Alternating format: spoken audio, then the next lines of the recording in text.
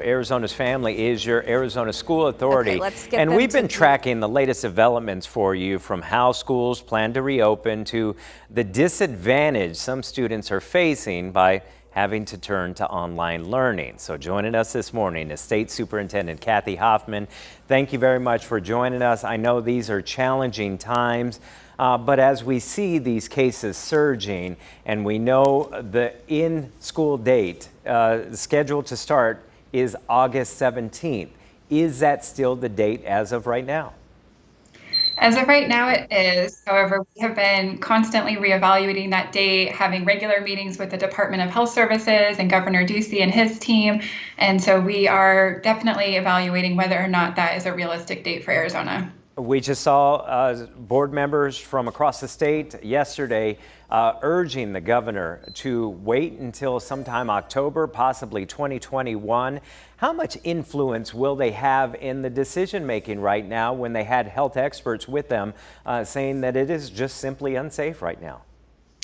Well, again, we are also relying on the epidemiologists and the medical experts to guide us in this decision-making process. And I completely understand where these educators and school leaders are coming from. This has been a very scary time to see the surge here in Arizona across the state, having very high numbers, being one of the epidemics of the country, that we know community spread is high and the risk is high. So as of now, it is definitely not safe to open school, which is why we have delayed in-person instruction through at least August 17th, and we're continuing to evaluate that date as well. You're a former educator. I'm sure you're hearing from a lot of peers out there. What are some of their top concerns, especially if we transition to both in class or even back to online? There's definitely concerns on both sides.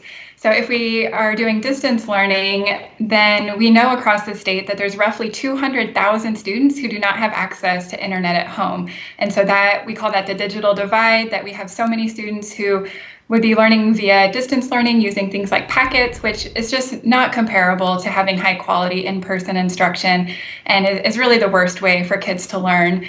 On the other side, in terms of the fears to returning to the classroom, if we think about our schools where hundreds, if not thousands of people come together, that can be quite scary when we know community spread of COVID-19 is high. And we heard in the news, and I know personally, that the teacher, Mrs. Bird, passed away recently from COVID-19 after working in a summer school classroom. And so I think teachers see in her that they're putting their own lives at risk and that she's like them. And we have many of our teachers, a large portion of our teachers, that are over the age of 50 or even over the age of 60. And so I know teachers are feeling anxious for their own lives and the well-being of their families.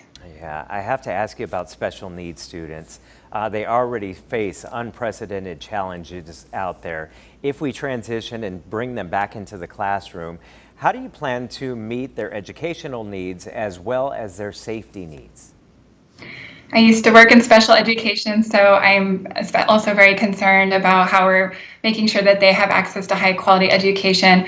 One way that we decided to make sure that our students who receive special education services have a positive transition back into the school is we have federal CARES Act funding, of which there was a set-aside fund that our department was able to have some decision making over how to allocate this set-aside funding. And a portion of that, $5 million, will be set aside specifically for special education compensatory services, which essentially means for schools that know that they have services to make up, whether that's speech therapy, occupational therapy, that can be quite costly for schools to add on the extra makeup services. But that's so important for all of us to make sure that our students did not experience too much regression during this time and that they may need extra services to get back to where they should be.